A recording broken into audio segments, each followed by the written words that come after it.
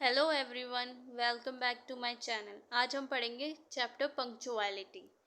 तो सबसे पहले हम डेफिनेशन से एज यूजुअल स्टार्ट करते हैं।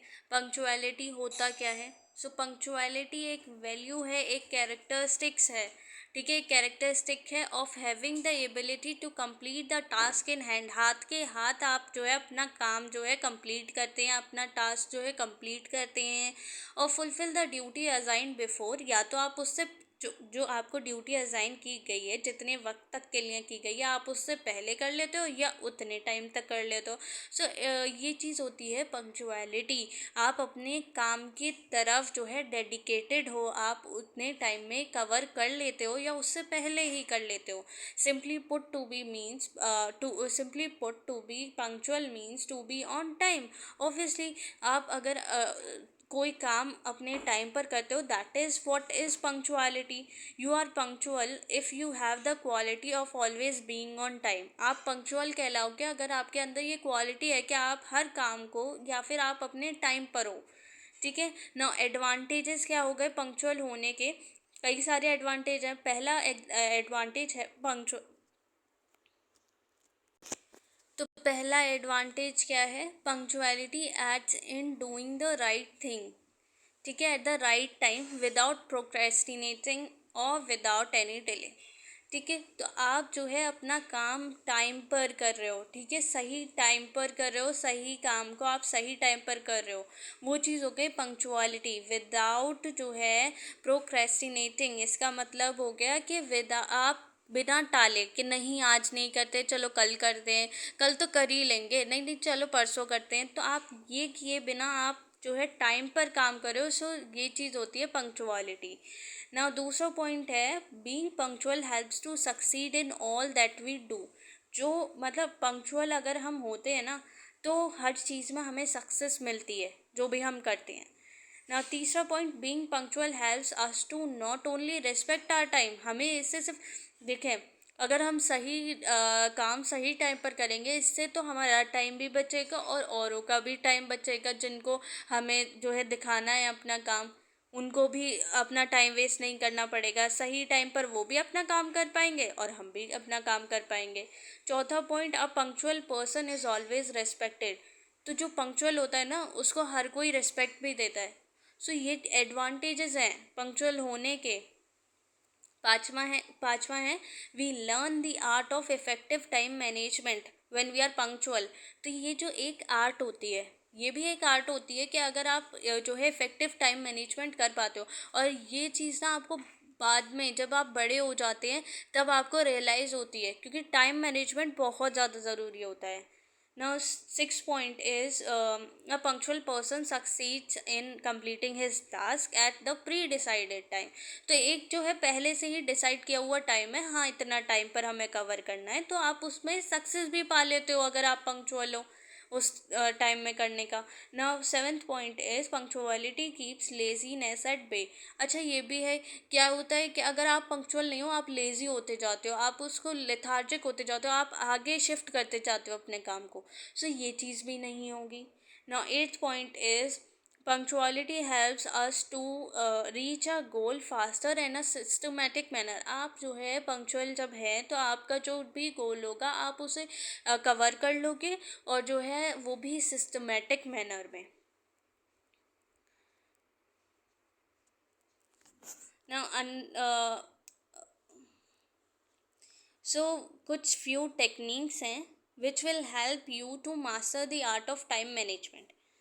तो हमें अभी हम टाइम मैनेजमेंट करना सीखते हैं। देखिए, सो पहला पॉइंट है understand the concept of time management. पहले तो इस कॉन्सेप्ट को ही समझो। जो टाइम मैनेजमेंट है ना, वो एक मतलब स्टेप्स में होता है। ठीक है, सो एज अ स्टेप और a process of planning once time in hand which contribute towards our effectiveness and our efficiency in all our endeavors। तो आप समझो, जैसे टाइम मैनेजमेंट की बात हम कर रहे हैं, तो हम ज़्यादातर क्या करते हैं, we use to make time table. हम टाइम टेबल बनाते हैं, उसमें क्या करते हैं कि हाँ ये वाला सब्जेक्ट है, हम इतनी देर में कवर करेंगे उसको, फिर ये वाला सब्जेक्ट उठाएंगे, हम इतनी देर में कवर करेंगे, फिर ये सब्जेक्ट उठाएंगे, इतनी देर में कवर करेंगे। इससे क्या होता है ना, आपके हाथ में ही पूरा प्लान होता है पूरे दिन का, तो आप उसमें इफ़ेक्टिव होते हो और बहुत नंबर ऑफ टाइम्स ऐसा होता है कि आप जिस टाइप से लिखते हो उस टाइप पे आप कवर करने की कोशिश करते हो और उसमें सक्सेस भी पा लेते हो। तो ये चीज़ बहुत ज़्यादा इफ़ेक्टिव होती है, ठीक है। इससे आपकी इफ़िशियंसी भी बढ़ेगी। नाउ दूसरा point is seek help. So it is not possible to do everything single-handedly in a limited time. Seek help if you are unable to meet the deadline. चले आपने टाइम टेबल बना लिया लेकिन आप उसको कवर नहीं कर पा रहे हो तो किसी की हेल्प लो। किसी की हेल्प लो कि हम इसको कैसे कवर करें अपने टाइम में। थोड़ा सीखो पहले। तीसरा point is define your priorities. अच्छा ये भी है, आप हायरार्की में लगाओ कि हाँ ये पहले सब्जेक्ट करना है क्योंकि मुझे इसको स्ट्रॉन्ग करना है, इसमें मुझे ज़्यादा मेहनत करनी पड़ेगी, तो ये सब्जेक्ट मैं पहले उठाऊँ। तो मैं ये जो होता है ना, एक हायरार्की से आप बना देते हो, एक प्रायोरिटी देते हो कि ये वाला सब्जेक्ट मुझे पहले करना है, इसको कैसे हैंडल करना है। Fourth point is now is the right time. मतलब हर चीज़ को करने के लिए आप नाउ लगा दो कि नहीं मुझे अभी ही काम करना है। उसको प्रोक्रेस्टिनेट मत करो, उसको डिले मत करो, उसको टालो मत। ना fifth point is make a time table or schedule. So जो है एक टाइम टेबल बना लो।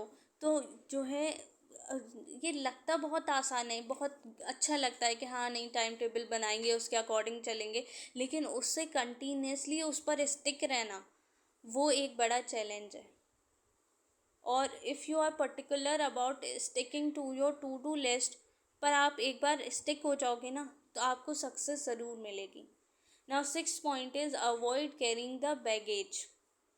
Unfinished task deadlines to meet should not stress you.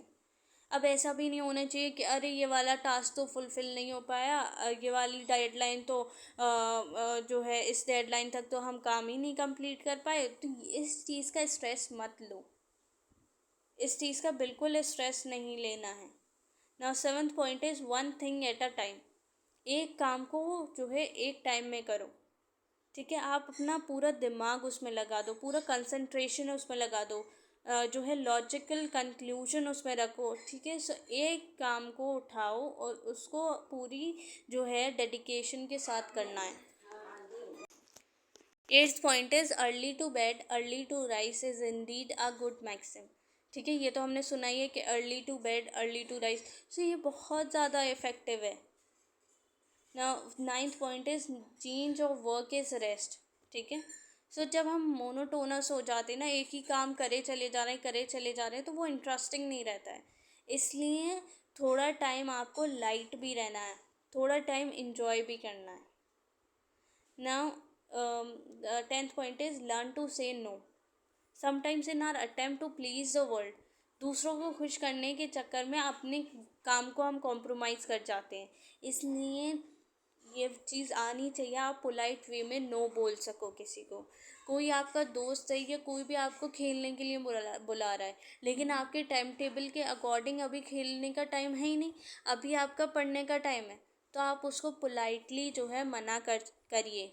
सो आपको ये सीखना होगा। सो पोलाइट वे में आपको नो कहना है।